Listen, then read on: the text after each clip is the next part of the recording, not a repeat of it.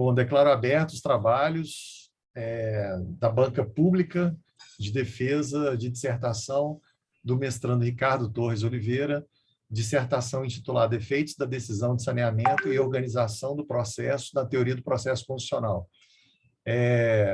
Já agradecendo aqui a presença do mestrando Ricardo, dando os parabéns por ele ter cumprido com louvor todas as tarefas do programa, fez todas as disciplinas, todos os créditos, com notas elevadíssimas, cumpriu todas as tarefas, com muita responsabilidade sempre.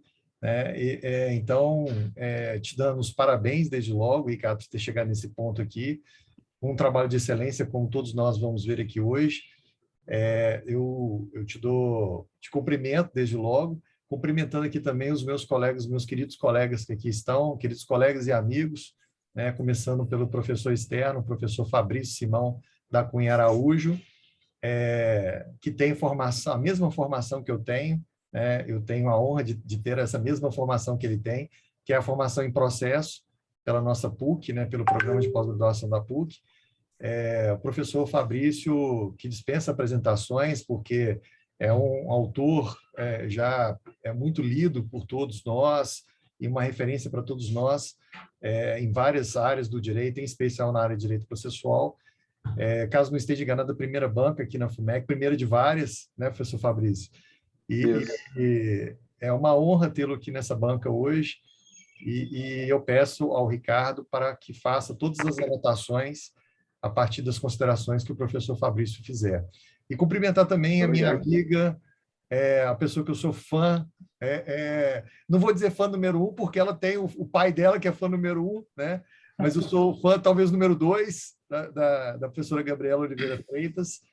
É uma querida amiga, colega, irmã de academia, filha, Então, uma grande altura também que a gente tem mineira do meio jurídico. Hoje eu tenho a grata satisfação de ter a professora Gabriela ao meu lado, também aqui na FUMEC, como professora, não só da graduação, mas também do nosso mestrado, e dando show como sempre deu, Então, professora Gabriela, mais uma vez, muito obrigado pela presença aqui hoje, e da mesma forma eu peço ao Ricardo que anote todas as considerações que a senhora fizer ao trabalho dele. Eu vou passar, então, Ricardo, te dar o tempo para você fazer a apresentação do trabalho, apresentação de até 15 minutos, prorrogáveis por mais 5 minutos, se você sentir que é preciso, tá? Então, você pode ficar muito tranquilo com relação ao tempo. Depois, na sequência, eu vou dar a palavra ao professor Fabrício, que vai fazer as considerações dele, e aí, depois que ele terminar as considerações dele, eu te passo a palavra para você responder, fazer as suas considerações a respeito dos apontamentos dele. E, na sequência, eu faço a mesma coisa em relação à professora Gabriela, que é a professora da casa. Então, a gente tem que ter a consideração sempre de dar primeiro a palavra ao professor externo. E, então, depois, na vez da professora Gabriela, o procedimento será o mesmo, tá? A não ser que os professores decidam e queiram fazer de forma diferente. Aí, eu deixo a critério de ambos, Eles podem ficar muito à vontade, professor Fabrício, professora Gabriela, fiquem tranquilos à vontade, que aqui vocês mandam, a casa é de vocês, tá? Então, mais uma vez, agradecendo, Ricardo, eu te passo a palavra por 15 minutos, prorrogados por mais 5, caso seja necessário. Obrigado. Ok, muito obrigado. Eu cumprimento a todos e inicio fazendo na pessoa do professor Dr. Sérgio Henrique Zandona Freitas, meu digno orientador e coordenador do PPGD aqui da FUMEC.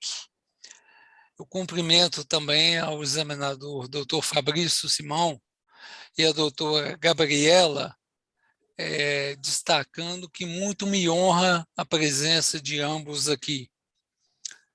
Aos examinadores, minha admiração e meu respeito. Cumprimento também Sua Magnificência, o reitor, professor Fernando de Melo Nogueira.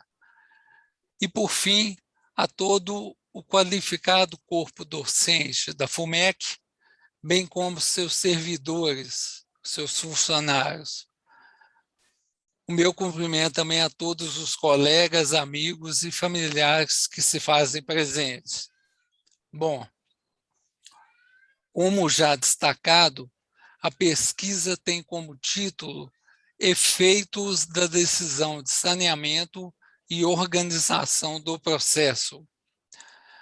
O estudo da constitucionalização do processo, ele embasa profundos debates sobre o quão relevante se tornou essa garantia posta à disposição do povo como forma de se assegurar direitos fundamentais que estejam previstos tanto no âmbito da Constituição da República como em todo o sistema normativo.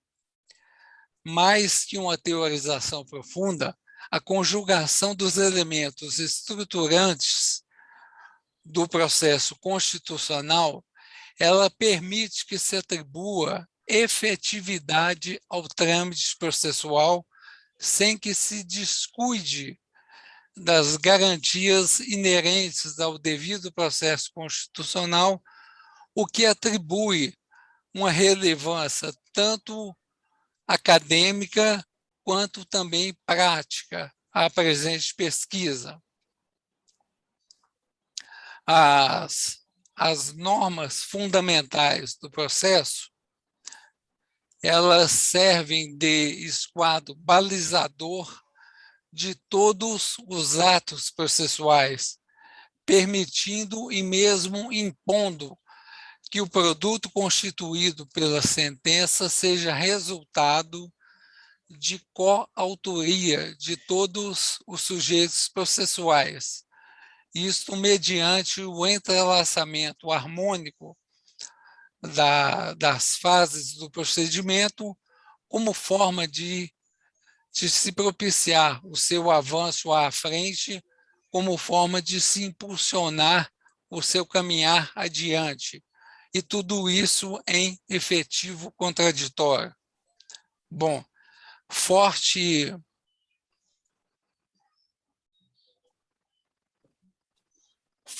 nessas considerações, a decisão de saneamento e organização do processo, ela assume uma relevância crucial, já que, ao mesmo tempo em que ela contempla um resumo de tudo o que ocorreu até então na tramitação do feito, ela também se presta a um sumário com relação aos desdobramentos futuros, e isso propicia que haja efetiva fiscalização das partes.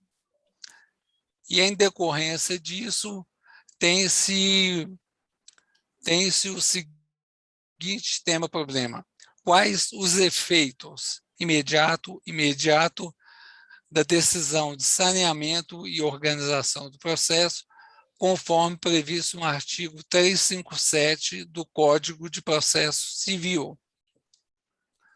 Como hipótese e sob um enfoque do devido processo constitucional, a partir da análise dos elementos da petição inicial, da contestação, da impugnação respectiva, do encerramento da fase de postulatória, a estabilização da demanda, a vedação de decisão surpresa e segurança jurídica, levando-se em conta também a boa-fé processual e a cooperação, e a fase de provas e o instituto da preclusão, afirma-se, após se percorrer o iter procedimental da decisão de saneamento e organização do processo, que tanto as partes quanto o Estado juiz são abarcados pela estabilidade da mencionada decisão e haverão de se sujeitar ao estabelecimento das questões fáticas e jurídicas relevantes que nortearão a fase de provas e vincularão o pronunciamento judicial constituído pela sentença. Afirma-se também que além desse efeito imediato, que essa vinculação de partes de juiz à matéria fático-jurídica tratada na decisão, tem-se também o que se poderia nominar de efeito preclusivo diferido, impeditivo de rediscussão de matérias que não se sujeitaram ao pedido de ajuste versado no parágrafo 1º do artigo 357 do Código de Processo Civil.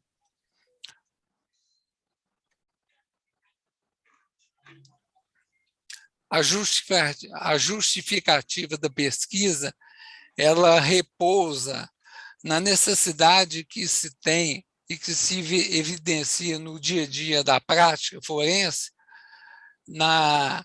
nessa necessidade que se empreste um tratamento claro e exauriente à decisão de saneamento, à luz da principiologia alinhada ao Estado Democrático de Direito, por meio de estrita observância do processo constitucional. E tudo isso com o fim, como já dito, mas importante destacar, com o fim de se encaminhar a sua tramitação ao julgamento de mérito, sem que se identifique máculas no seu curso. Portanto, como já destacado, a decisão é tanto acadêmica quanto prática.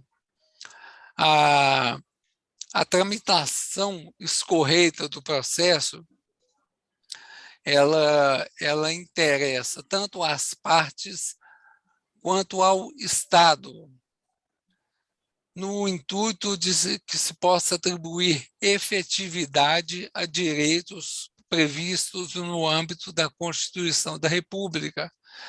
Esse tramitar retilíneo e conforme devido processo constitucional evita alongamentos, idas e vindas, e propicia que, sem desprezo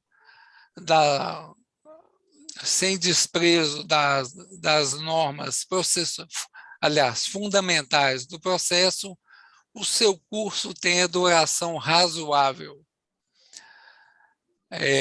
Adotar-se-á como marco teórico dessa pesquisa a teoria do processo constitucional de Ronaldo Bretas de Carvalho Dias, que compreende a jurisdição como direito fundamental, norteada, entre outros, pelos princípios do juízo natural, do devido processo constitucional e suas faces interligadas e indissociáveis, da ampla defesa e do contraditório, também da fundamentação das decisões judiciais e da eficiência da função jurisdicional. A partir desse marco teórico, tem-se como objetivo geral identificar, à luz do processo constitucional, os efeitos imediato da decisão de saneamento e organização do processo, conforme previsão do artigo 357 do Código de Processo Civil.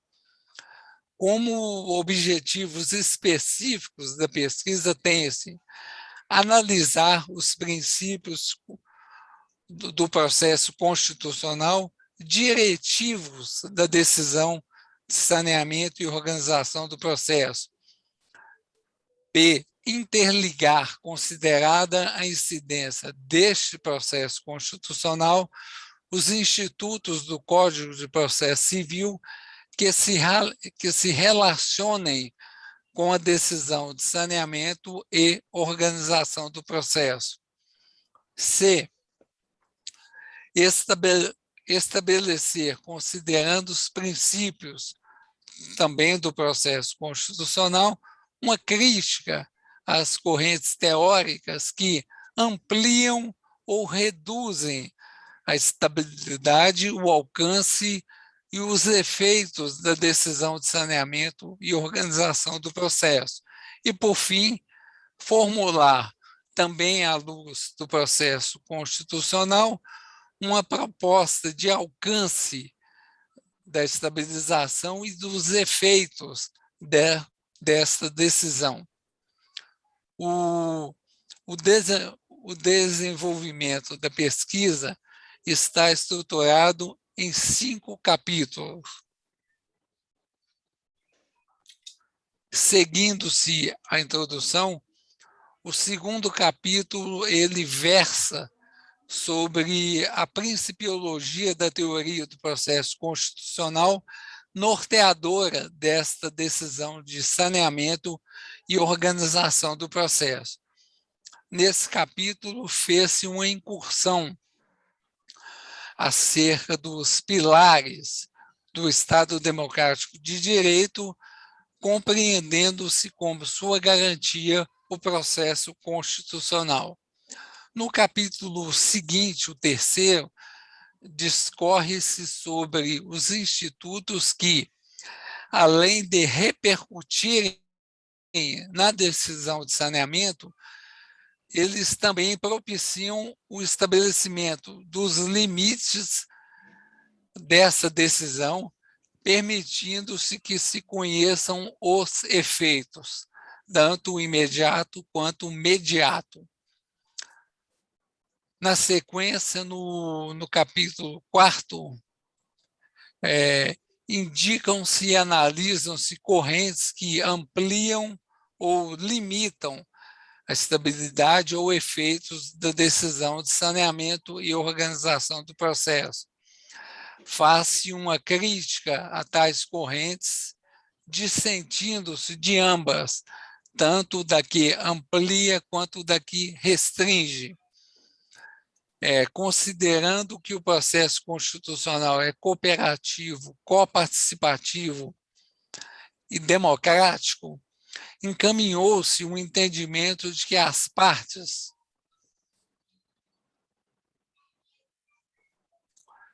tanto com as suas ações quanto com as suas omissões, elas são coautoras dos atos processuais e são corresponsáveis pela necessária harmonia entre as fases do procedimento. Em consequência, tornam-se as partes responsáveis processualmente por seus atos e omissões, e especialmente quando essas omissões forem relevantes ou determinantes para a fase processual, a fase procedimental seguinte. Esta foi a leitura que se extraiu tanto dos princípios quanto das garantias e institutos analisados, e principalmente do devido processo constitucional, a boa-fé processual e a cooperação, a preclusão e, por fim, a duração razoável do processo. Em sequência, a partir da compreensão dessa necessária harmonia entre as fases procedimentais e tendo-se por sustentáculo as normas fundamentais do processo, analisa-se o balizamento dado a esta decisão de saneamento e organização pelos institutos abordados no capítulo 3º, como meio de se fomentar um entendimento acerca de limites objetivos, subjetivos e efeitos dessa mencionada decisão. Em conclusão, após a decisão de saneamento, a omissão da parte em postular ajustes conforme previsão do parágrafo 1º do artigo 357 do CPC, adentrando silente na fase de provas e permitindo que ocorra julgamento compatível com a instrução probatória ocorrida, isso deve ser objeto de consideração em futuro recurso embasado no artigo 1009, parágrafo 1º do Código de Processo Civil, a partir da responsabilização de cada sujeito processual, tanto pela sua conduta comissiva quanto pelas suas omissões, tendo-se em vista o disposto no artigo 1000, parágrafo único, também do Código de Processo Civil. Feito esse sopesamento, confirmam-se 2 efeitos dessa decisão de saneamento. O primeiro, que é imediato, induz à estabilização da demanda, permitindo que se adentre a fase de provas e também a fase de decisão com alto teor de previsibilidade e também segurança jurídica. O segundo efeito seria esse que eu intitulei de efeito preclusivo diferido ou imediato, que vai impedir que se rediscuta em sede de preliminar de apelação matérias que não se sujeitaram ao pedido de ajuste do artigo 357, parágrafo 1º do CPC. São essas, doutos examinadores, as considerações que inicialmente se faziam necessárias. Eu estou às ordens. Obrigado, Ricardo. 15 minutos. Pontual. Obrigado, Ricardo. Então, dando continuidade, já novamente agradeço ao professor Fabrício. Eu já te passo a palavra, professor Fabrício, e fique à vontade em relação à questão do tempo. Okay? Obrigado mais uma vez. Tá ok, muito obrigado, professor Sérgio Henrique Sandonas Freitas, pelo convite, que muito me honra. E então queria realmente externar aqui meu agradecimento, minha honra de participar da banca do meu colega, Dr. Ricardo Torres Oliveira, que também esteve aqui comigo nas primeiros momentos também da minha caminhada acadêmica. Fico muito feliz de presenciar esse momento e honrado de ter sido escolhido aqui para avaliar o trabalho dele. Queria também cumprimentar a minha colega de mestrado, a doutora Gabriela Oliveira Freitas, também uma honra estar aqui na banca, aqui ao lado da senhora. E fico feliz de estar diante de um trabalho tão bem feito. Fiquei bastante instigado com o tema. Acho que a escolha foi feliz do tema. Foi um instituto, uma fase processual que foi inovada, ou pelo menos muito desenvolvida no novo Código de Processo Civil. Então, está a reclamar trabalhos acadêmicos para que seja desenvolvida. E o Ricardo fez isso com maestria. O trabalho realmente teve um escopo muito bem definido e se desenvolveu aqui muito bem na fase da fundamentação teórica, para depois entrar nos pormenores aí da decisão de saneamento e os efeitos que ela teria. Então, eu queria, nesse primeiro momento, realmente deixar evidenciado o meu elogio aqui pela pesquisa bibliográfica, que foi muito bem feita e me parece que está extensa e pertinente ao trabalho de dissertação de mestrado, e também a exposição do tema. Eu confesso que as divergências doutrinárias foram bem expostas e eu não conhecia essa divergência e concordo plenamente com a conclusão a que chegou o mestrando, o Ricardo, em relação aí aos efeitos imediato, né? Inclusive, então, ele se posicionando, que é muito interessante na dissertação de mestrado, e, na minha modesta opinião, se posicionando de forma acertada, não obstante a envergadura das doutrinas aí que sustentam de modo contrário. Então, assim, eu queria só fazer alguns apontamentos antes de fazer as perguntas, e eu fiz algumas anotações e tudo aqui, Ricardo, sem nenhum demérito do trabalho, que, como eu disse, tá assim, muito bem feito e realmente a sua redação é muito boa. Então, a gente lê com prazer e até com... não é uma leitura que seja difícil, pelo contrário, a gente realmente se interessa pelo assunto que você desenvolveu. Eu, primeiramente, uma dificuldade que a gente vê, e eu experimento isso quando também estou escrevendo, é que eu não sei se os demais componentes da banca perceberam, mas eu senti que a partir ali do meio do trabalho é que a gente começa a ver a opinião do Ricardo.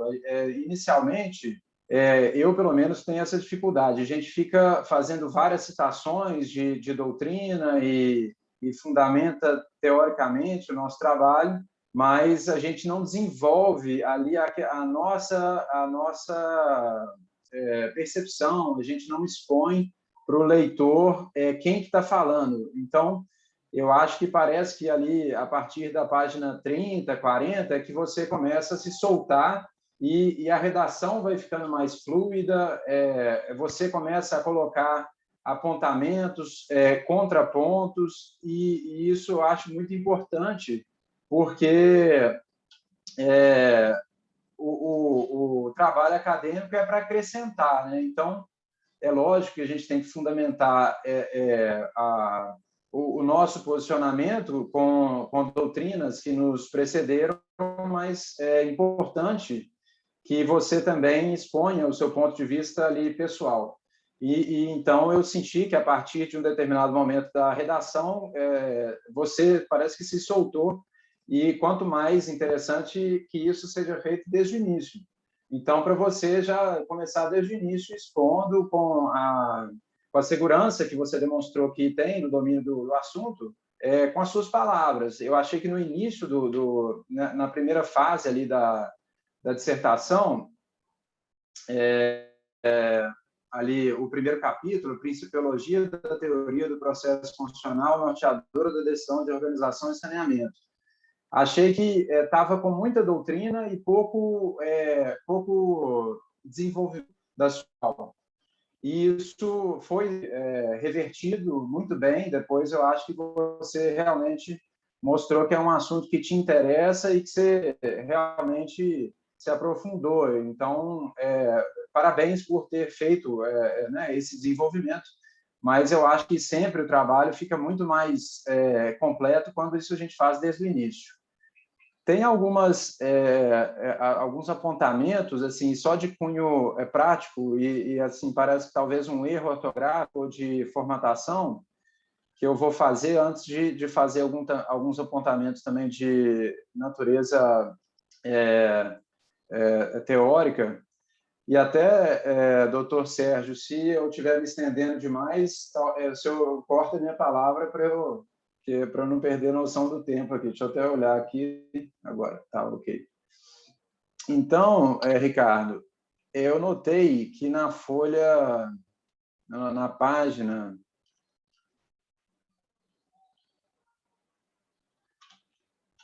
na página ali 30, você desenvolveu ali, no segundo parágrafo desse subitem 2.5, na página 30, está constando assim: o acesso à jurisdição via direito de petição contemplado na Constituição da República é aquele acompanhado dos demais. É aquilo, igual eu falei, agora só umas questões ortográficas ou de formatação e finalização do trabalho. Me parece que na página 25 tem um parágrafo idêntico a esse.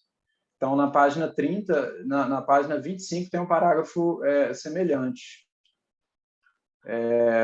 Então, né, a ideia realmente, por mais que seja repetida, é tomar esse cuidado.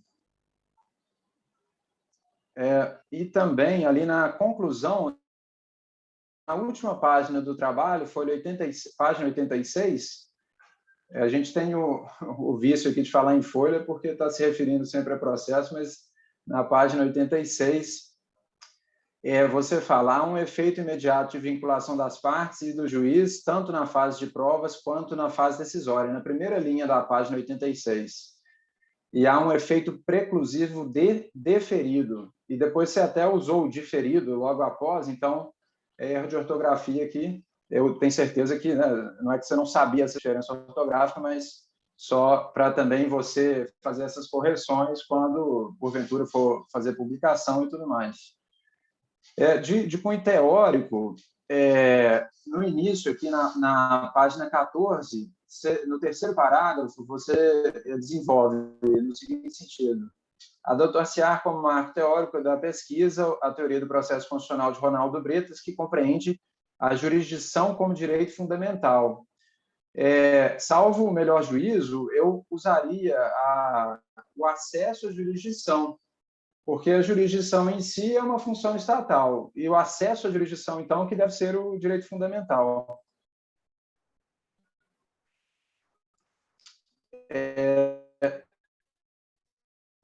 Seguindo aí, Ricardo, se alguma dúvida, pode me interromper também. Na página 17, você coloca o seguinte parágrafo: a par de tais considerações, após a segunda metade do século XX, principalmente após o término da Segunda Guerra, firmou-se o entendimento a partir da constatação de que, além do império do Estado Democrático de Direito, necessário se fazia observar a primazia do interesse coletivo, do interesse do povo, como forma de legitimação do exercício do poder pelo Estado.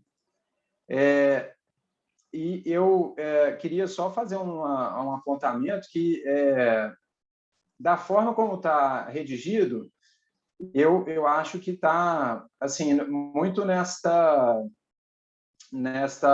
matriz de Estado social, que como se, então, a primazia do interesse coletivo e do interesse do povo fossem um requisito de legitimação do exercício do poder pelo Estado. Eu acho que talvez ficaria mais explícito, e também quando você for me responder, você pode me corrigir, mas porque tem que ter o cuidado. Nem sempre o interesse coletivo deve ter protagonismo ou sobrepujar o interesse privado. Eu até anotei, por exemplo, uma decisão que privilegia a propriedade privada sobre o interesse social, nem sempre ela é antidemocrática. A garantia de direitos individuais também é uma das facetas da democracia. E, então, o que deve, no exercício das funções estatais, o que deve ter primazia não é o interesse coletivo, e sim o destinatário da decisão.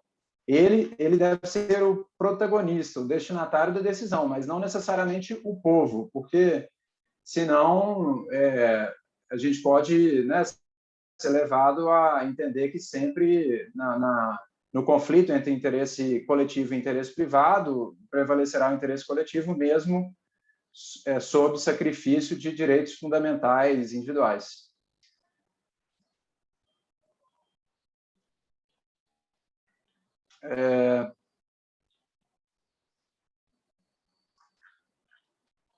E na página 22, perdão, tá redigido. Quanto aos direitos fundamentais, não são observados pelo Estado. No último parágrafo, quando os direitos fundamentais não são observados pelo Estado e seus órgãos, a despeito de conterem comandos de otimização, conforme Robert Alexy, etc., é uma preocupação assim que não é que esteja errado, mas que hoje em dia os direitos fundamentais parece que eles viraram só comandos de otimização. Eles deixaram de ser direitos subjetivos.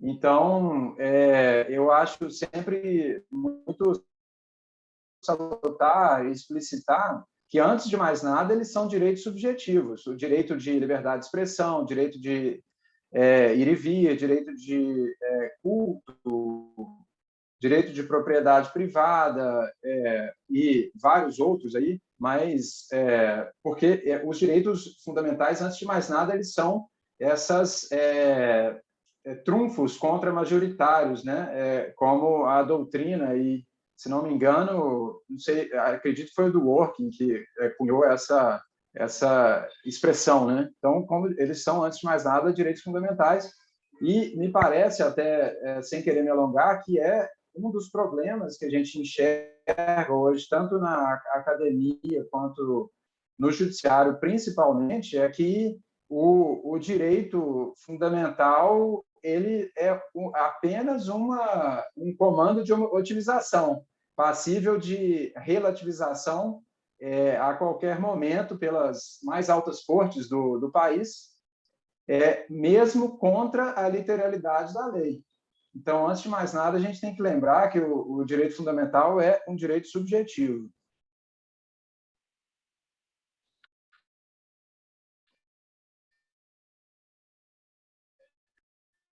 E eu acho que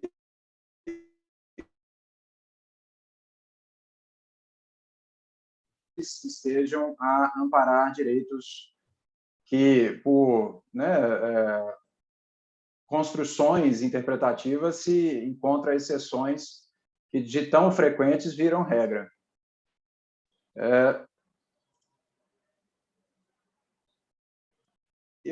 Quanto na folha 23,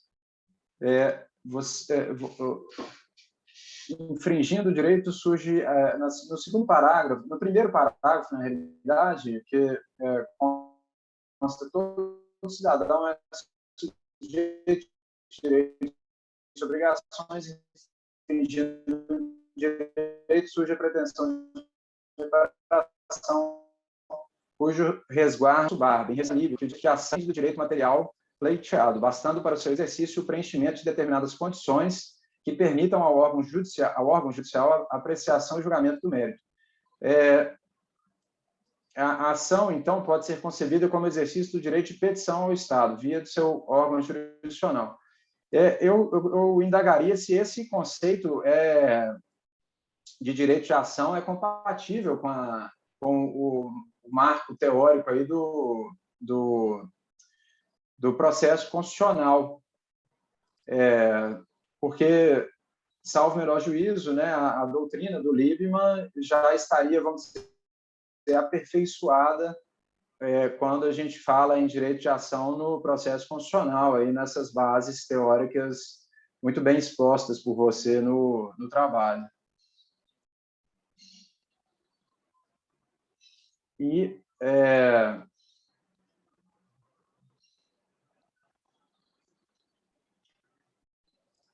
aqui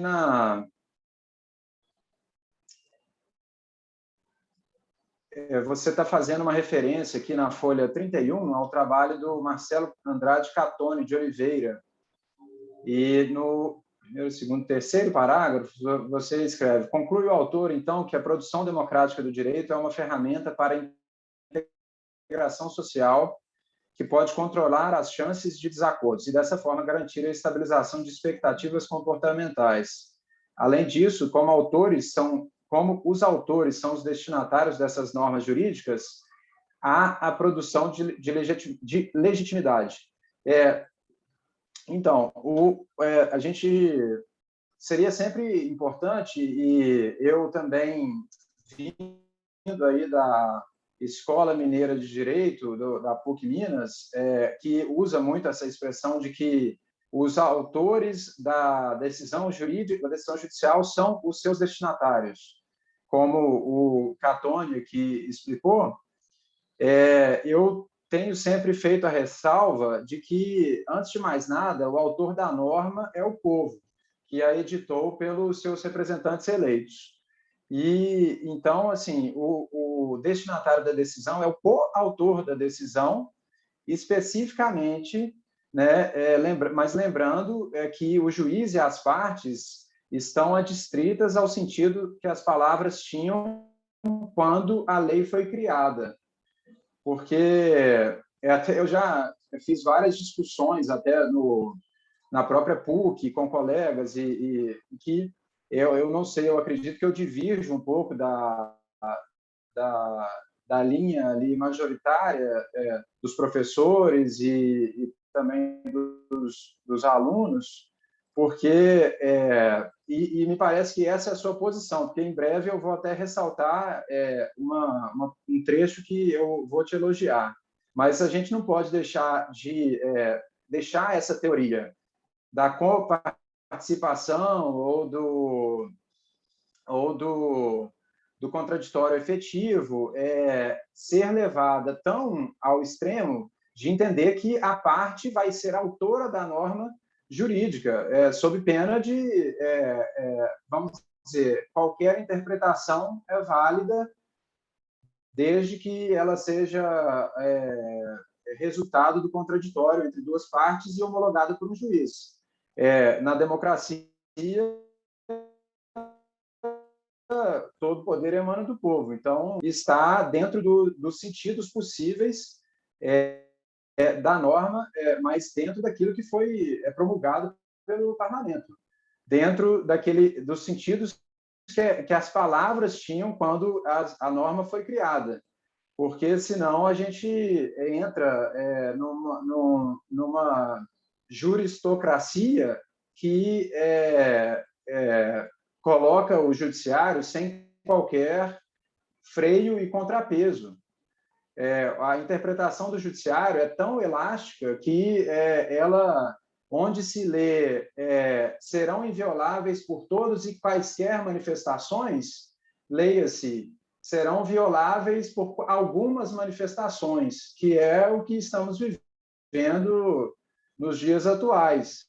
Então, a interpretação da norma nunca pode ser uma que viole o sentido que a norma e as palavras tinham quando a norma foi editada pelo parlamento. Eu acho que, então, eu prefiro falar que os destinatários da norma são coautores dessa norma especificamente, desde que respeitado o sentido das palavras, o sentido que as palavras da lei tinham quando ela foi criada pelo parlamento. Vou tentar acelerar aqui porque estou me estendendo demais.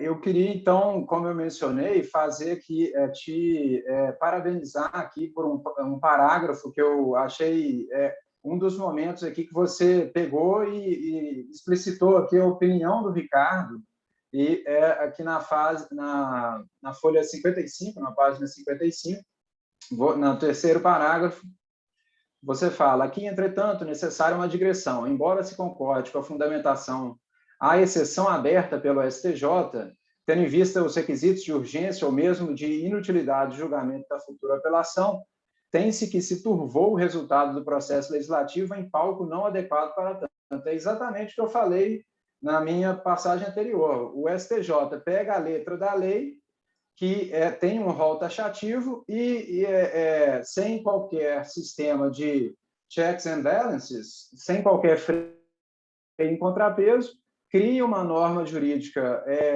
do nada, e agora você vai ter mais o limite que o povo estabeleceu para o agravo de instrumento já não existe, porque um ministro não eleito resolveu que aquela interpretação contra a literalidade da lei deveria prevalecer. Então, eu realmente de parabenizar aqui a sua postura. A alteração da lei deve se dar perante a função estatal legislativa, não cabendo ao judiciário se imiscuir por via transversa na atividade legislativa. Eu concordo muito, em gênero, número e grau, e parabenizo aí o senhor por essa, né, tomada de posição. E, então, são basicamente essas as ponderações.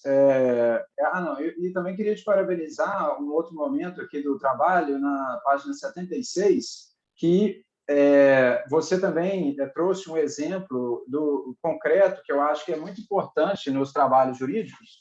Você fala do exemplo aqui do abalroamento de veículos, e que, então, você traz ali para a prática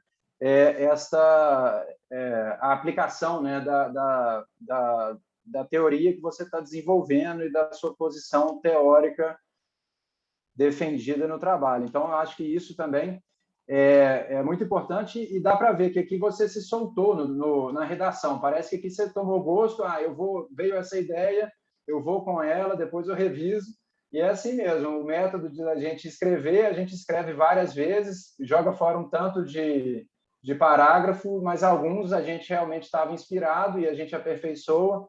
Então, assim, parabéns. Eu acho que ficou bem bacana também você trazer esse exemplo concreto. Para finalizar, pedindo desculpas aqui pelo tempo aqui tomado, eu queria te fazer 3 perguntas.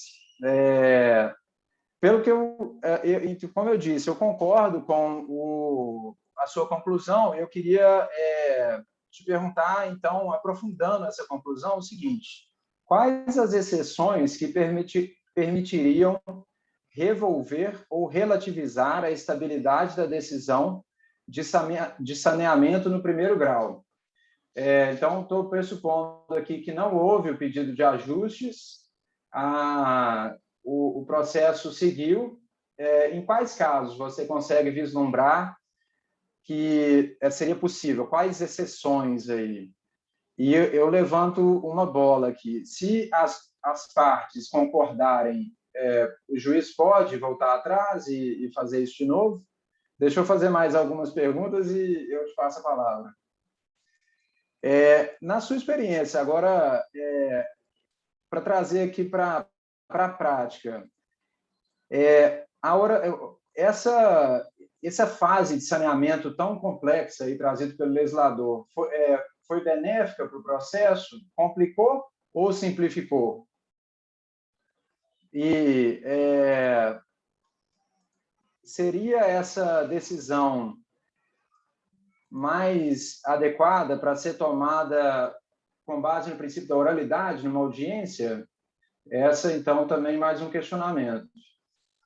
Eu pessoalmente, até adianto que eu, na prática, acho muito mais fácil fazer isso numa audiência, conversando com as partes, mas queria saber sua opinião, se deve se dar primazia ao princípio da oralidade nessa decisão de saneamento.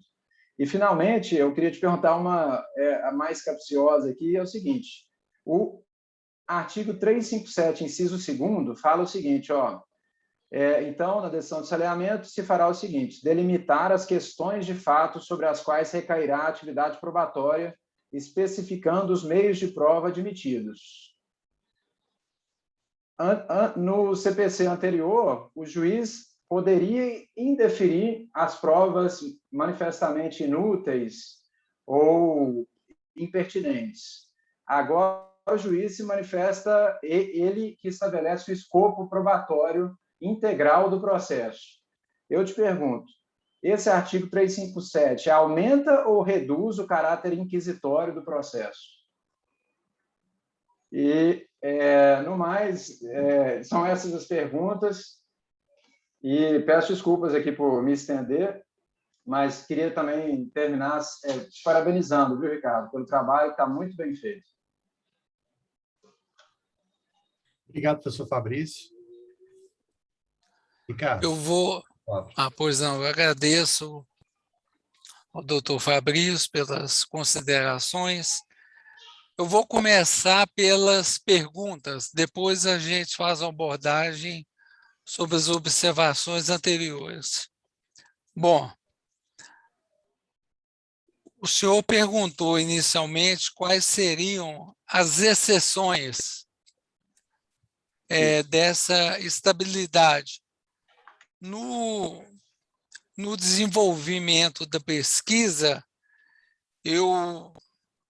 apresenta-se a identificação de duas exceções: matéria de ordem pública e questões surgidas de forma superveniente, que caberá ao juiz levar em conta quando da decisão. Na questão relacionada à matéria de ordem pública, eu faço até uma ressalva. Talvez não seja o entendimento majoritário, mas é o entendimento do pesquisador, que o juiz conhecerá em qualquer tempo ou grau. Eu trato isso como primeiro contato. Se o juiz já conheceu e decidiu, ainda que se trate de matéria de ordem pública, eu entendo que, levando em conta tudo que se discorreu nessa pesquisa, com destaque até a própria duração razoável do processo, o juiz decidir e redecidir depois acaba infirmando esses institutos anteriormente abordados. Então, a matéria de ordem pública ela pode ser considerada uma exceção, desde que naquela mesma instância já não tenha havido manifestação do juízo sobre tal questão. E a outra é o fato superveniente. Com relação à segunda pergunta, se essa decisão, esse tratamento mais detalhado que constou do Código de 2015, se ele é benéfico. Na minha concepção, sim. Eu vou mesclar, doutor Fabrício, a resposta à segunda pergunta sobre ser benéfico e a questão pertinente à oralidade. Na prática que se adota, onde eu sou juiz titular, há um despacho que antecede a decisão de saneamento, justamente elencando os requisitos, aliás, os incisos do artigo 357, chamando para que as partes, de modo efetivo, concorram para o estabelecimento de questões aptas a serem demonstradas na fase de prova. E destacando que, caso isso não seja feito, ou se não houver pedido de ajuste após a decisão, incorrerá uma estabilidade que vai vincular tanto o objeto da prova quanto a manifestação constituída em sentença. A questão da audiência, no primeiro momento, ela seria talvez mais...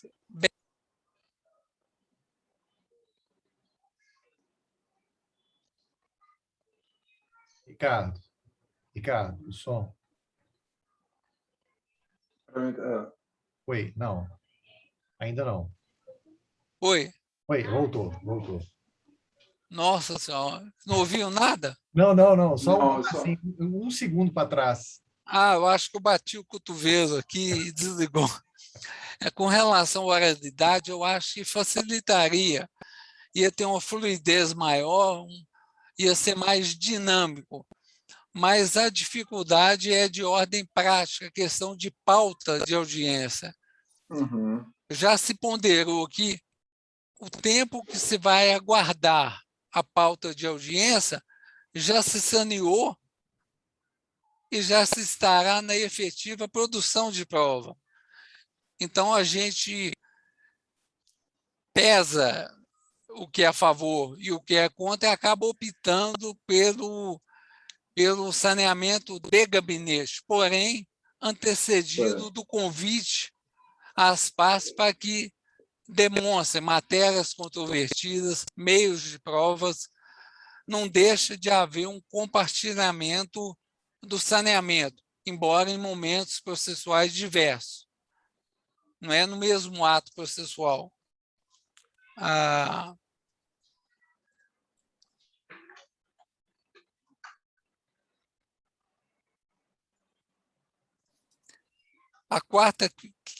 quarta questão, sobre eventual viés inquisitório no estabelecimento dessas questões de fato e meios de provas, pegando um gancho à resposta anterior, como salientado, as partes são convidadas a concorrerem para o saneamento, não na audiência, mas via petição.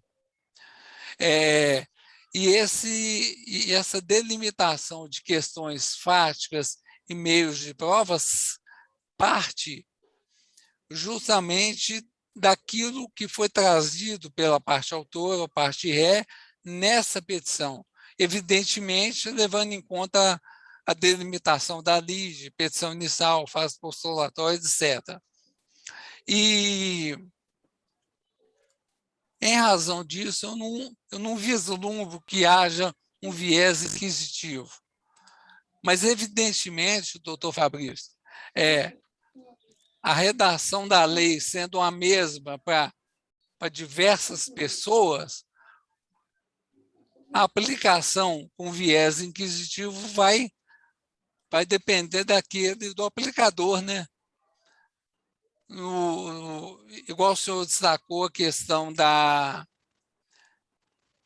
do comentário feito na pesquisa sobre também esse viés ativista do STJ. Muita gente entende adequado requisito de urgência, para não se perder tempo com eventual nulidade, etc. Mas isso também foi tratado em pesquisa. Compensa a correria que se quer travar, autoriza que direitos de envergadura constitucional sejam rasgados? A pesquisa também responde negativamente. Então, não entendo que haja esse viés inquisitivo. As anotações que o senhor passou, eu destaquei todas, tanto no papel quanto efetivamente no texto da pesquisa. E a inicial, com relação a uma citação do Barbie, o objetivo daquela citação foi destacar que desde lá, que aquilo é do Código Antigo, já se prestigiava o julgamento de mérito. Tanto é que ele destaca que o encaminhamento para o julgamento de mérito. Mas eu concordo com a observação feita que, se formos pegar todo o embasamento, tanto da teoria do Barbie quanto do marco teórico, até mesmo para se evitar que se conclua por eventual colidência, pode-se retirar. Se eu aceito a sugestão, concordo com a sugestão. Quanto à redação especificamente, o senhor acertou na mosca. Mas, para falar a verdade, ontem, relendo o trabalho, eu disse, nossa, vou mudar isso, vou mudar aquilo, eu não podia mais, né? Agora, só depois, para poder organizar eventuais pendências para fazer o depósito. Mas, de fato, a fluência ocorreu de um no início do segundo terço para o final. Talvez por melhor assimilar a forma com que prender a atenção de quem está lendo, a forma de redação para deixar mais fluida a atenção do leitor, isso de fato aconteceu. De qualquer forma, eu agradeço muito pelas considerações. Espero ter respondido às 4 indagações. A questão atinente ao Celso Barber vai ser levada em consideração para evitar eventual entendimento de antagonismo. Eu agradeço muito ao senhor. Professor Fabrício. Agradeço, estou satisfeito com as respostas. Obrigado, professor Fabrício. Como todos nós sabemos, né, o Ricardo é juiz de carreira, é um dos melhores juízes que a gente tem na magistratura, e o professor Fabrício também é juiz, né, da nossa magistratura, um dos grandes juízes magistrados que a gente tem, e o professor Fabrício bem sabe como que é difícil e como que é diferente a redação. A redação do ponto de vista prático, né, lá dando decisão, sentenciando, para cá, para a academia, né, que é construção de trabalho científico. Então, o Ricardo, com a experiência toda que ele tem na magistratura, se desprender disso para construir um texto científico, realmente foi, né, algo, né, que ele teve que trabalhar, né, para chegar na excelência desse trabalho que ele apresenta aqui para a gente. Então, eu acho que muito se deve a isso, né, a esse desprendimento que tem que fazer, né, da vida prática para a vida acadêmica aqui, né, do trabalho científico, né, professor Fabrício? O senhor bem sabe disso pelo fato de ser magistrado também, e antes de eu entrar na academia, eu já era assessor no tribunal, então eu tive que me desprender disso também, de fato, e a professora Gabriela de uma forma, então, de fato, é um trabalho complicado para todos nós, né? E outra coisa, o Ricardo também, ele me falou, ô Zandora, eu identifiquei um errinho ou outro aqui na questão da redação. Eu falei assim, não, agora não dá tempo mais de você comunicar à banca dessas questões. Eu já, a professora Gabriela já me escutou falando isso, eu nem leio mais a minha dissertação e minha tese de doutorado, porque toda vez que eu vou ler, eu caio em depressão, viu, professor Fabrício? Então, porque toda hora que eu leio... A minha experiência... o trabalho, a obra não acaba nunca, porque acaba o prazo. Todos nós que lidamos com o prazo, a gente sabe bem que negócio é complicado. Mas, assim, eu já parei já de ler minha dissertação e minha tese, porque toda vez que eu vou ler, encontro um erro, eu falei assim, eu caí em depressão, eu falei assim, eu vou deixar esse negócio para lá. A perfeição não é desse mundo, a gente sempre deve buscar ela, né? Como o professor Ronaldo Bretas sempre falou com todos nós, né? Nós que somos discípulos do professor Ronaldo Bretas, ele sempre falou isso com a gente. Então, assim, toda vez que a gente vai ler um trabalho nosso, a gente vai encontrar um detalhe ou outro que pode aprimorar, né? E a busca por essa perfeição é aquilo que o Ricardo sempre me demonstrou durante todas as conversas que eu tive com ele.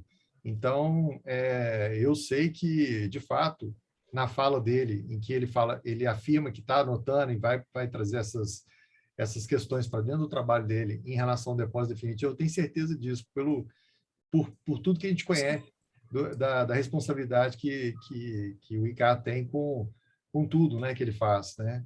Sempre uma pessoa muito responsável por tudo que faz. Eu te agradeço mais uma vez, professor Fabrício, pelas contribuições ao trabalho do Ricardo, pelas reflexões, né, que são reflexões necessárias, e eu passo a palavra à professora Gabriela, mais uma vez agradecendo pela presença aqui, agradecendo desde a qualificação, né, professora Gabriela, pelas contribuições que a senhora trouxe ao trabalho do Ricardo, já na qualificação também dele, né? Então, te passo a palavra.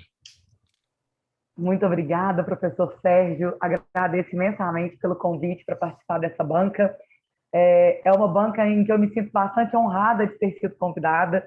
O Ricardo Torres é um juiz digno de muitos elogios na comarca de Belo Horizonte, né? Bastante conhecido pelo seu trabalho muito sério.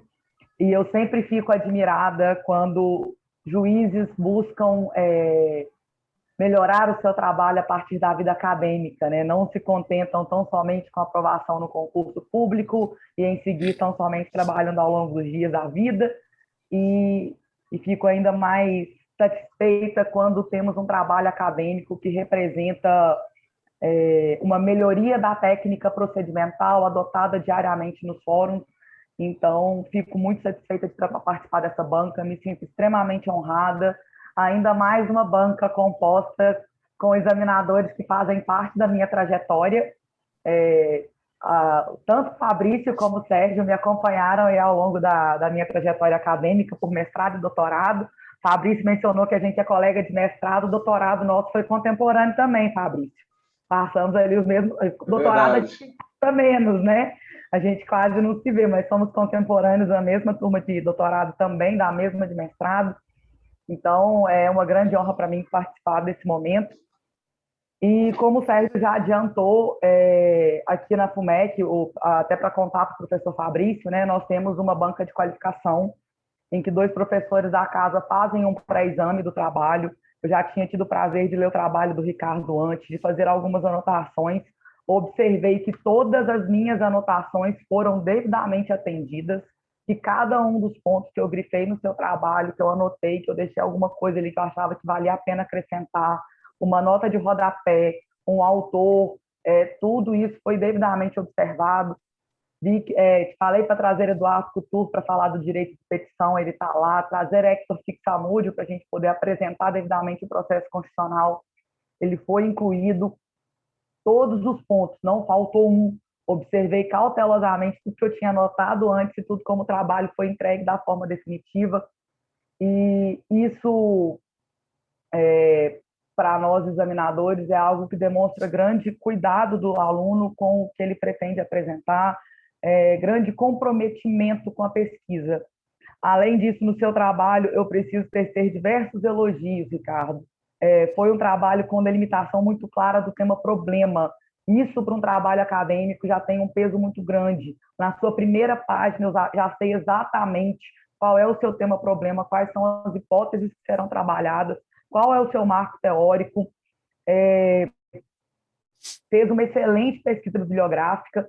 Não é sempre que chegamos numa banca de mestrado e todos os examinadores estão citados no trabalho, e aqui, no caso, nós 3 somos referenciados no seu trabalho, além de dissertações de destaque aqui da FUMEC, não só dissertações, mas algumas dissertações que realmente mereceram destaque, que foram de defesas excelentes, inclusive contemporâneas à sua, né, como é o caso da dissertação da Jéssica, que foi referenciada aqui no seu trabalho, salvo engano, foi da Jéssica que eu verifiquei, da Jéssica Sério. Diversos autores da Escola Mineira de Processo, deixando muito claro ali que você conhece o seu marco teórico e conhece o que decorre dele. Não é só li um livro e fiquei satisfeito com a escolha do marco teórico. Citei 300 autores que todos eles partem desse mesmo marco teórico, então fica um trabalho com uma coerência teórica muito grande.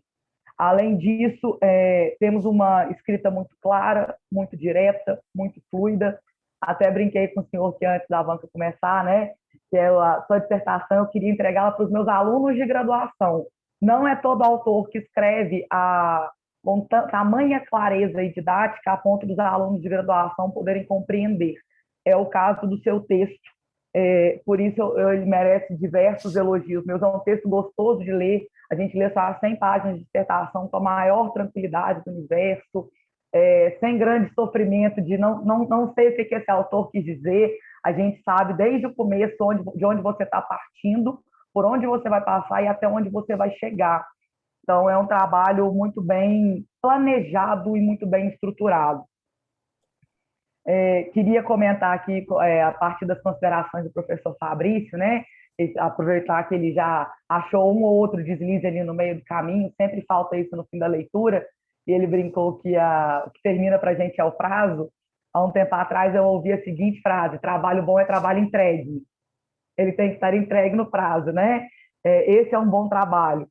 E, obviamente, teremos aí uma vírgula ou outra para mudar de lugar ao longo do tempo. Eu compartilho ali do sofrimento do professor Sérgio, que eu tenho extrema dificuldade de ler as coisas que eu já escrevi, porque eu sempre quero refazer, e acho que tem muita coisa para ser revista, mas, no geral, o seu trabalho ele tem pouquíssimos deslizes, Vou deixar esses apontamentos todos, a parte do professor Fabrício já apontou. No geral, escrita muito boa, muito clara, muito simples, compartilho aí do mesmo entendimento do Sérgio, lendo o seu texto, não nos parece que foi escrito por um juiz. Volta e meia, não desmerecendo, né, a escrita de um juiz, mas não nos parece aquela escrita da prática forense diária, né, cheia de jargões que o pessoal do judiciário gosta de usar, cheia de expressões que não são técnicas. A sua escrita é técnica, academicamente e cientificamente adequada. Por isso, merece todos os meus elogios aqui que eu estou fazendo nesse momento, principalmente porque eu já fiz as críticas antes. Então, nesse momento aqui, eu aproveito para tecer elogios, principalmente pelo seu comprometimento com o trabalho. Fiquei extremamente impressionada de ver que exatamente cada ponto que foi apontado na qualificação foi devidamente atendido. Adorei uma coisa que você nos trouxe aí na sua apresentação e que eu acho que talvez ela ficasse muito interessante no seu trabalho para uma futura publicação, até para servir de uma ideia paradigma para outros magistrados.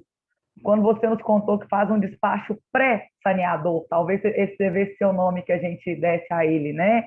Para construir uma decisão compartilhada desse saneamento, não só jogando para uma possibilidade de audiência, porque, de fato, quando a gente fala em promover audiência dentro do judiciário, dependemos de agenda, dependemos de disponibilidade, e nem sempre isso chega a ser tão utilizado quanto deveria. Mas eu adorei a ideia de um despacho pré-saneador para conseguirmos uma decisão compartilhada desse saneamento, com a garantia da participação dos interessados, de forma que eles consigam, de fato, ter a sensação da estabilidade que você apresenta no seu trabalho, né?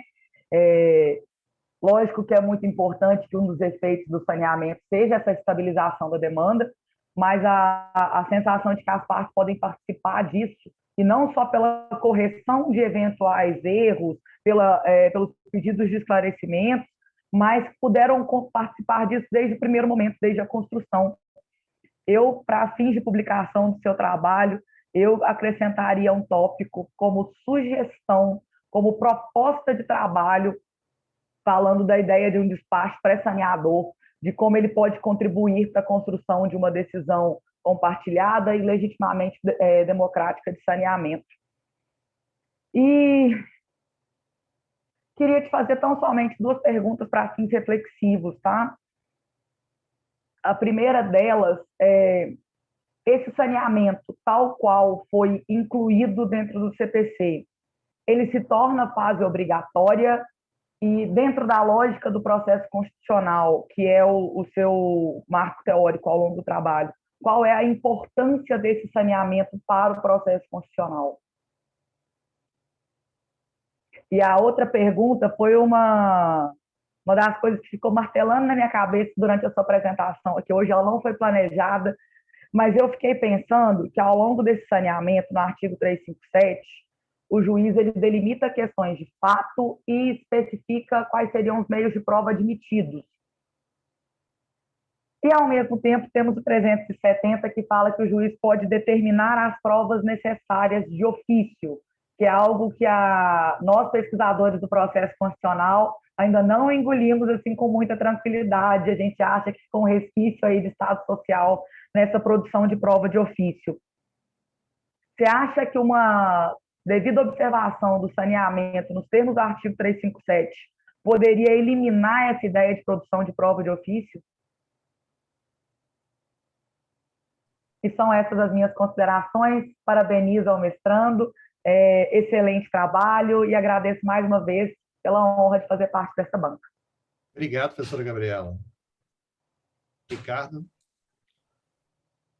Bom, professora, eu, uma vez mais, agradeço as considerações.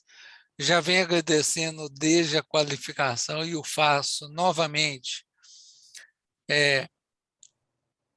Essa inclusão desse despacho pré-saneamento, ela tem surtido um resultado bastante positivo porque já se faz alusão aos incisos do 357, chamando para que as partes, de maneira bem evidente e clara, indiquem o objeto da prova, o meio apto à desincumbência do ônus. Então, de um modo geral, a gente tem aplicado aqui de maneira bastante satisfatória. Quanto às perguntas, na minha concepção, é uma fase obrigatória. A partir do momento, e principalmente considerando o efeito que advém desta fase, de um efeito impeditivo de rediscussão de matérias não abrangidas por eventual pedido de ajuste. Se pula essa fase, eu penso que se está retirando da parte uma oportunidade processual de, uma vez mais, contribuir tanto para o objeto da dilação quanto para a decisão de maneira mais harmônica, de maneira mais efetiva. E da forma como se vê a redação, na minha concepção, é uma manifestação judicial de cunho obrigatória. Sei que nem todos fazem, por diversos motivos, mas, na minha concepção, é sim de cunho obrigatório. Quanto ao segundo questionamento,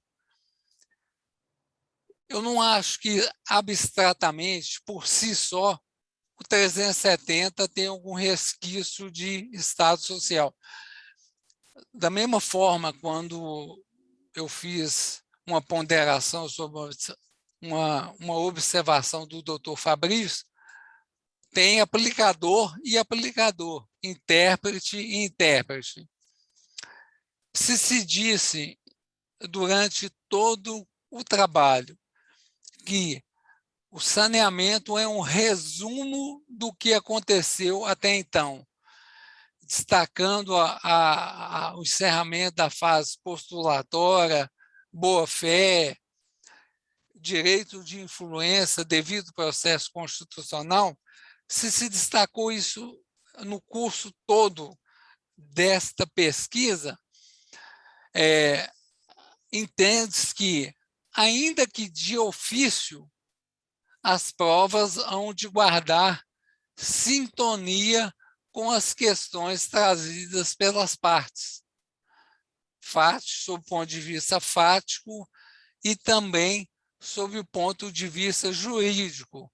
Se, eventualmente, quando o juiz vai dar a decisão de saneamento, ele identifica uma questão não tratada, seria a hipótese de se abrir vista com base no 9º e 10, no sentido de chamamento das partes, no sentido de não proferir o saneamento naquele momento, esperar a manifestação das partes, eventual dissenso, para que se construa, na sequência, a decisão encaminhando o feito para a fase de provas.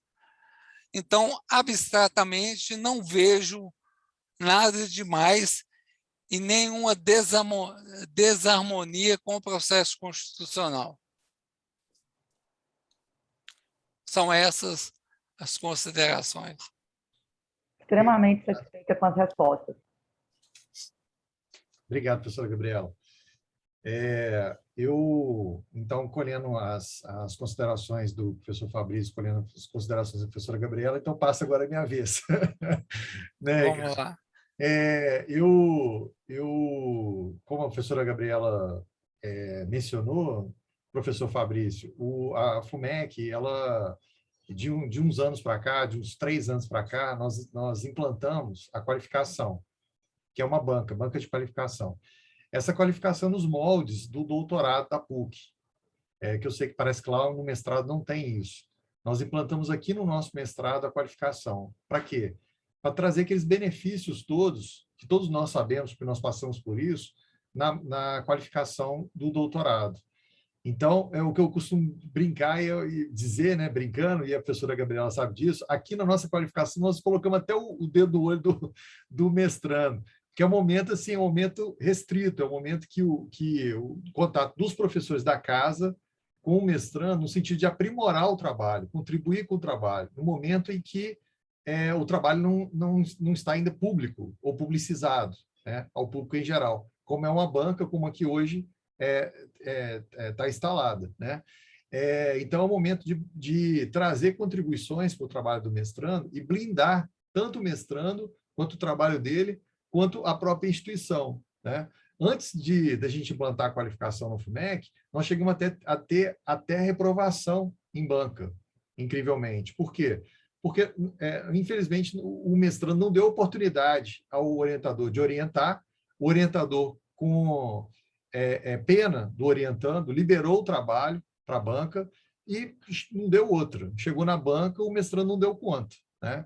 E isso tudo por quê? Porque o mestrando entregou o trabalho aos 45 do segundo tempo para o orientador e não deu tempo do orientador, não deu oportunidade para o orientador fazer o trabalho dele, né?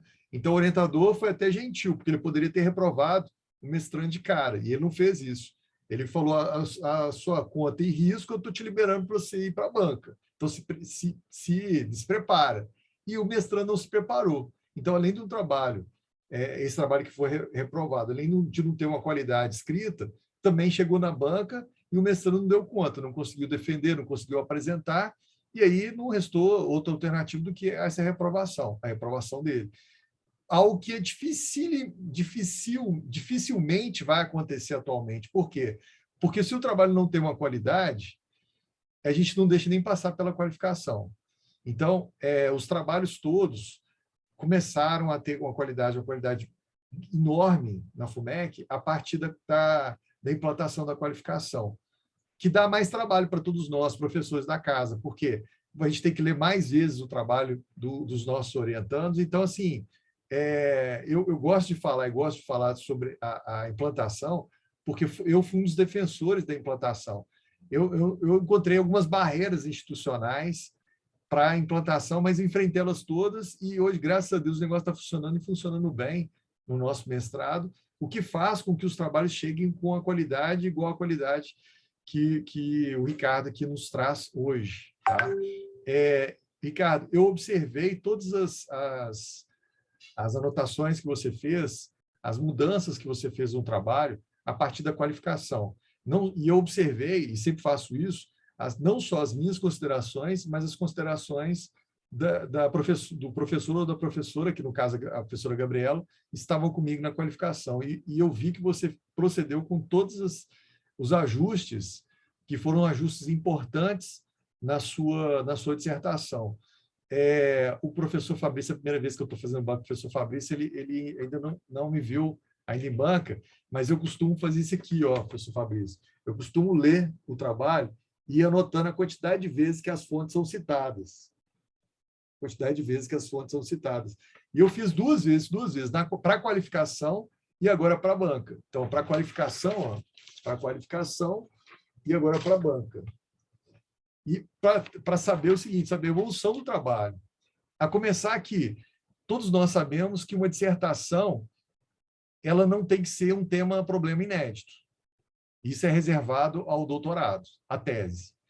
Então, qual que é a grande obrigação de um mestrando quando constrói uma dissertação? A grande obrigação de um mestrando, quando vai construir uma dissertação, já que não é exigido do mestrando um tema inédito, é que o mestrando se esforce para quê? Para esgotar o assunto. E se esforçar para esgotar o assunto, não tem outro caminho do que passar por todas as fontes. Não fontes do direito, né? Mas fontes de pesquisa. Que aí é o quê? Livro eletrônico, tese, dissertação, julgados, periódicos, artigos de periódicos, direito comparado, anais de evento, autores da casa, autores mineiros, né? Quando eu falo autores mineiros, autores não que sejam nascidos aqui em Minas, mas que trabalham e pesquisam o direito aqui em Minas. E eu costumo bater nessa tecla, professor Fabrício, por quê? Porque o senhor, que é um excelente autor, a professora Gabriela, que é uma excelente autora, não vão ser citados se a gente não quebrar um falso princípio que tem de que o que é de fora é melhor do que é daqui de dentro. Então, a gente tem que quebrar isso e começar a nos prestigiar também, citando autores daqui. Porque muitos de nós somos bobos, né? A gente cita muito pessoal de fora, vangloria muito pessoal de fora, dá estrela para o pessoal de fora, e eles lá fora, eles não estão nem aí para a gente. Então, o que acaba acontecendo? Eles lá não valorizam nós mesmos não valorizamos os nossos trabalhos, portanto, nunca seremos citados. A qualidade dos trabalhos aqui nunca vai ser vista e reconhecida. Por isso que eu bato tanto nessa tecla e bato nessa tecla aqui dentro do FUMEC. E aqui, os nossos mestrandos valorizam os próprios colegas que aqui passaram, e eu fico feliz de ver que hoje, a quem eu cumprimento nossos egressos e nossos mestrandos que aqui estão assistindo, tem até aluno da graduação aqui assistindo, que eu fico feliz demais por isso, porque é uma forma de todos crescerem. Cumprimento todos aqui na pessoa do professor Marcos Vale, do professor Adriano Ribeiro e do professor Bruno Bernardes, que são queridos egressos do nosso programa, professores. Professor Marcos Vale, inclusive, da magistratura também, magistrados, dos grandes magistrados que a gente tem na magistratura. E fico feliz de ver aqui também, nessa banca hoje, a presença de um dos grandes professores que eu tive na minha vida, e eu sei que foi um dos grandes professores do Ricardo também, da professora Gabriela, que é o desembargador Rony, que é professor também, professor da PUC. Né? Então, assim, que é uma das grandes referências que eu tenho na minha vida, que eu conto na mão, dos dedos da mão, né? Eu digo que é o desembargador Rony Oliveira, que é uma grande referência, não poderia deixar de registrar aqui e agradecer a presença do desembargador Rony aqui e dizer que a importância de Vossa Excelência na minha trajetória. Hoje eu sou um assessor graças a tudo que eu aprendi com Vossa Senhoria aqui e a felicidade de ver a presença de Vossa Senhoria aqui acompanhando essa banca é uma felicidade para todos nós, uma honra para todos nós. E eu vou pedir perdão a você, cara, pelo fato de não ter cumprimentado o pessoal da sua família, né? A Fátima, a Bianca e o Ricardo Júnior, né? Que aqui estão também assistindo, né? Junto com os demais parentes, os seus irmãos, né? O Roninho e o Rodrigo também, que aqui estão. Todos os seus familiares que aqui estão assistindo. Eu digo a importância de vocês todos estarem assistindo, os egressos, os alunos da graduação, os mestrandos, os familiares, porque a banca pública legitima todo o trabalho que Ricardo teve nesse período todo, né? Porque é difícil, gente. Construir uma dissertação não é fácil, não é para qualquer um, não é para qualquer um. Você tem que abrir mão de noite, de madrugada, de final de semana, abrir mão de contato com os familiares para trabalhar, e vocês, inclusive, estão escutando o Rodrigo participando também o Rodrigo não, o Pedrinho participando da banca aqui, né? O Pedrinho, meu filho, né, que tem 40 dias de nascido, ele já participa de tudo também, viu, Fabrício? Parabéns, olha, que beleza. Ele entra que felicidade, parabéns. Ele escuta tudo de lá. O Pedrinho está escutando tudo, né?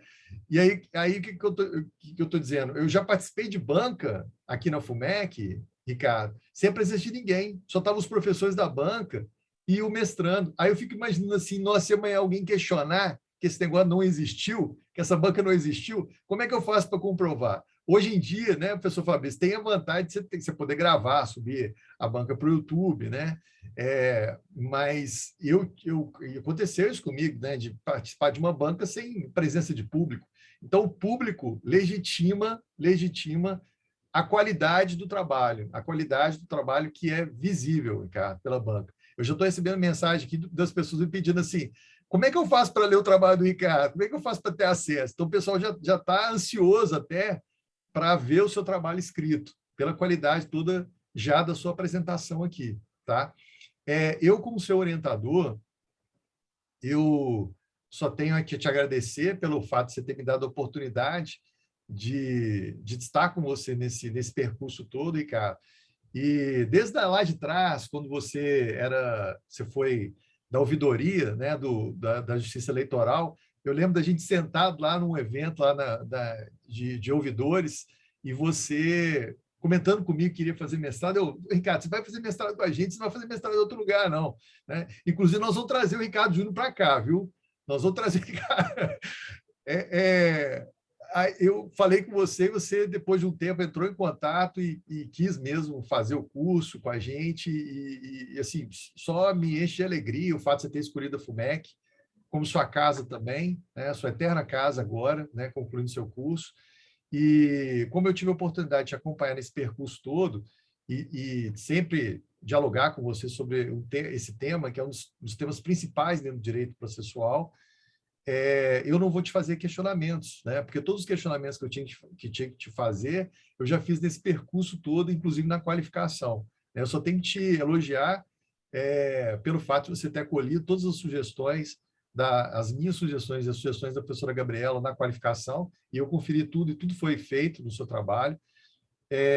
Destacar que todas as fontes de pesquisa, você passou por todas elas, você usou 69 livros, você usou livros eletrônicos, você usou 12 artigos de periódico, você citou e prestigiou a nossa revista Mérito, que é a revista da instituição, que é importantíssima para a nossa avaliação. Você citou 2 vezes a revista Mérito, você citou sites, banco de tese e dissertações, banco de tese e dissertações da própria FUMEC, que é importante porque você teve um carinho com seus colegas, inclusive de uma egressa que eu sou doido também, fascinado, né? Uma pessoa que eu tenho uma admiração enorme, que é a professora Jéssica, né? Que também é assessora no tribunal. Julgados, você citou 5 julgados, leis e normas 7, projeto de lei, anais de evento, autores da própria instituição e direito comparado. Também tem uma boa parte do seu trabalho do direito comparado. Então, sim, eu só tenho que te agradecer, te elogiar, te dar os parabéns.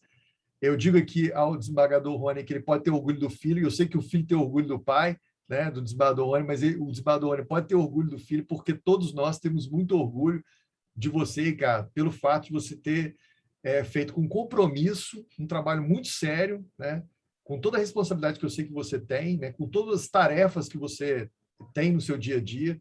Você teve o carinho com a nossa instituição de fazer, de fato, uma pesquisa séria e construir um trabalho sério aqui, hoje, publicizado através dessa banca.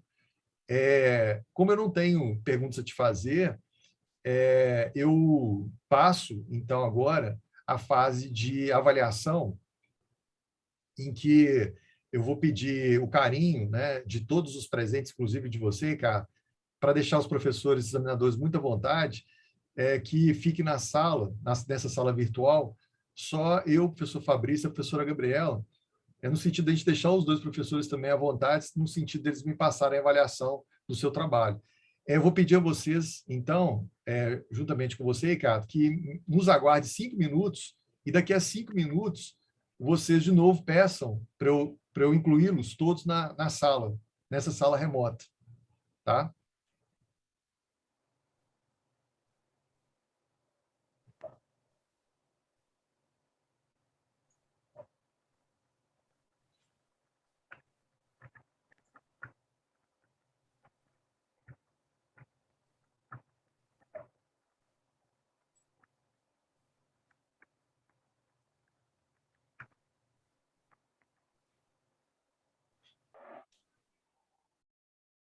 Ok, então depois da avaliação, colhidas as considerações, né, na ordem das arguições, em primeiro lugar, do professor Fabrício Araújo, e na sequência da professora Gabriela Oliveira Freitas, eu tenho a honra e a satisfação, Ricardo, de dizer que ambos manifestaram pela sua aprovação, tá? Então, eu, como orientador, não poderia discordar dos 2, né? Pelo contrário, só acompanho, né?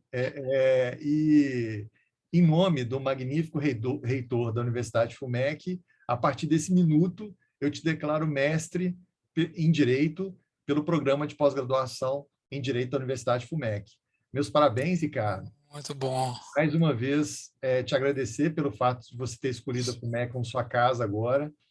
e seja bem-vindo, né, a um futuro breve ao nosso doutorado, também na FUMEC, para eu não ter que mandar a máfia atrás de você, né? Você vai fazer um doutorado aqui com a gente na FUMEC, e te dar os parabéns e te agradecer, né, pelo fato de você ter feito tudo com muito compromisso e responsabilidade nessa sua trajetória aqui.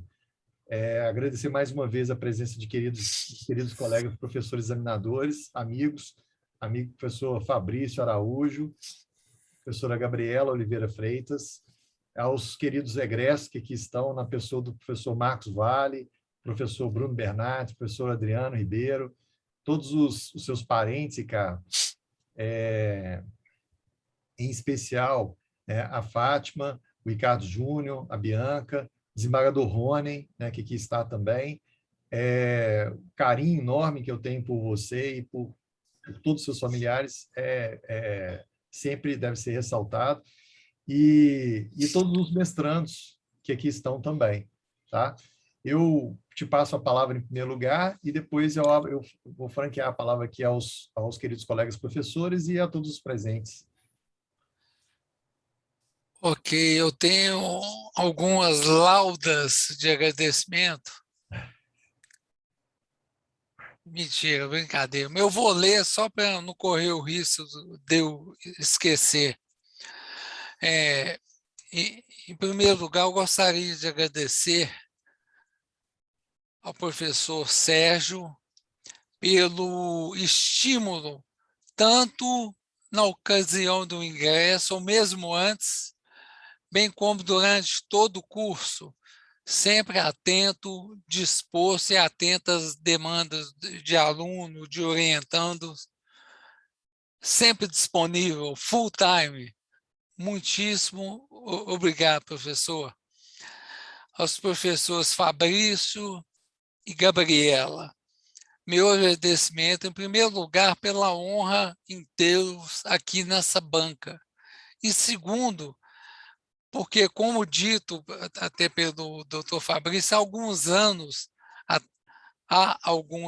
eu pude desfrutar de suas companhias, de suas inteligências no banco de mestrado em que eu participei, com algumas disciplinas isoladas. Naquela ocasião, e depois catapultado pelo Zandoni, eu resolvi que queria fazer o mestrado e a conclusão que hoje eu levo a efeito. A minha família, o meu muito obrigado, minha esposa Fátima, Ricardo Júnior, Bianca, perseverar compensa. Aos meus irmãos Roninho, Rodrigo, e aos meus pais, papai, mamãe, aqui e lá.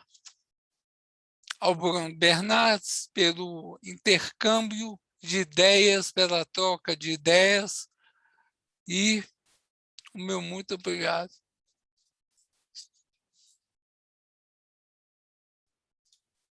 É isso aí. Me deixou emocionada aqui também, tá? Não vale isso não, que a gente usa maquiagem, daqui a pouco o trem começa a escorrer. Parabéns, Ricardo. Mais ainda sucesso para você. Parabéns à sua família, que é uma família que eu tenho o grande prazer de conhecer de perto, né? Desembargador Rony, um grande abraço, a gente morre de saudades do senhor e, de fato, como o Sérgio falou, foi um grande professor nosso na vida, devo ao senhor boa parte da minha trajetória, grande parte da minha trajetória profissional. Parabéns pelo filho, pelo sucesso dele aqui hoje. E, Ricardo, tenho certeza que sua mãe, de alguma forma, está presente nesse momento e estaria morrendo de orgulho de você. Parabéns.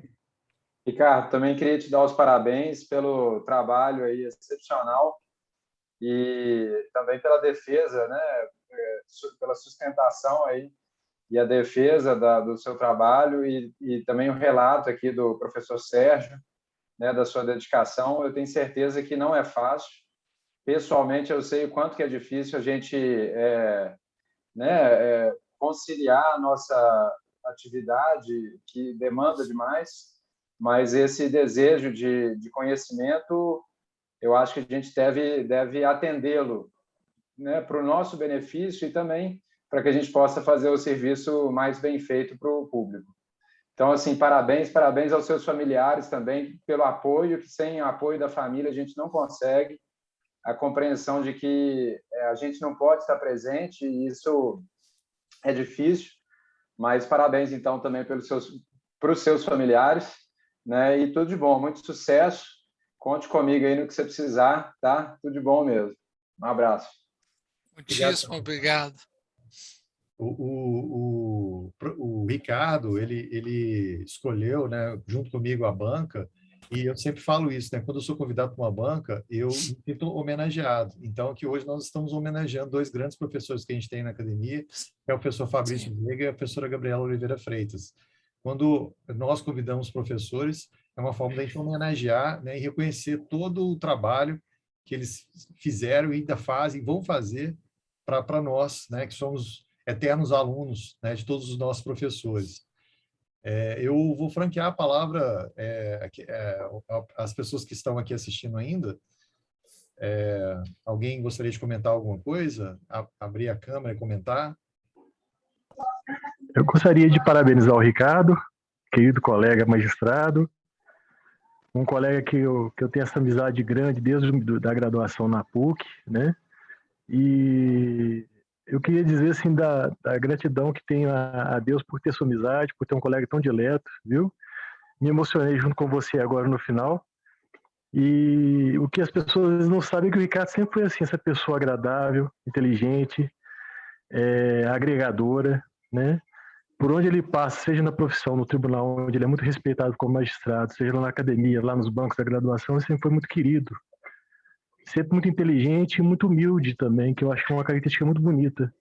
Ele consegue unir essa característica de ser uma pessoa muito inteligente, muito arguta, com uma simplicidade natural, né? Então, eu queria te parabenizar e te agradecer por ter tido essa oportunidade ímpar que hoje também te ouvir e aprender com o seu trabalho. Parabéns, viu? Foi uma linda apresentação, merecidíssima aprovação. Abraço forte. Obrigado, Marquinhos. Abraço. Um abraço, querido. Alguém mais gostaria de comentar alguma coisa? Antes da gente encerrar? A gente, só um segundo, que a gente está arrumando aqui a cara de choro da família. Só um segundo. O meu pai, eu acho que não tem uma intimidade com os equipamentos de forma a propiciá-lo manifestar. Mas, olha, não tem nem o que falar. Excelente. Acho que todo mundo emocionou junto também. E parabéns, é isso. Isso aí. Nós sabemos, né, da luta aí que você enfrentou. Está de parabéns pela conquista, enchendo todos nós aqui de muito orgulho.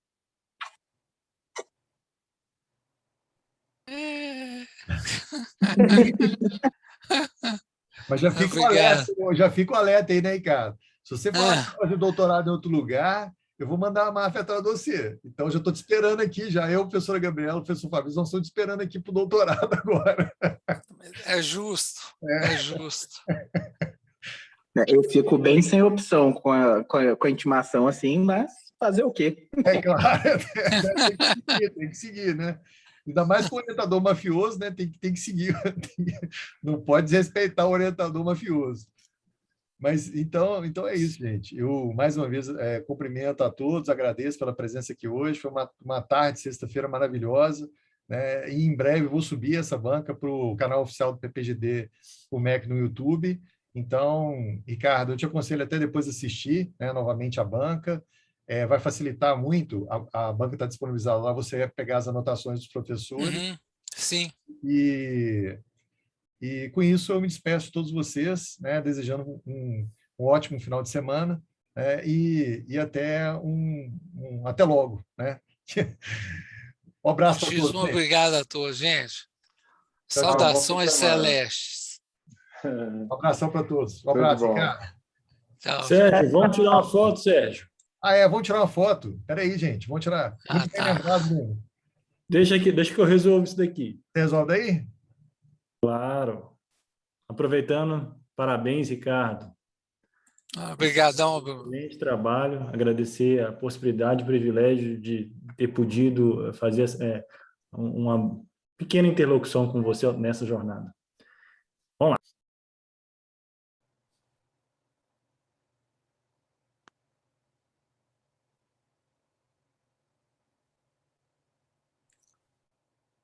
Deu, Bruno? Perfeito. É muito moderno, né?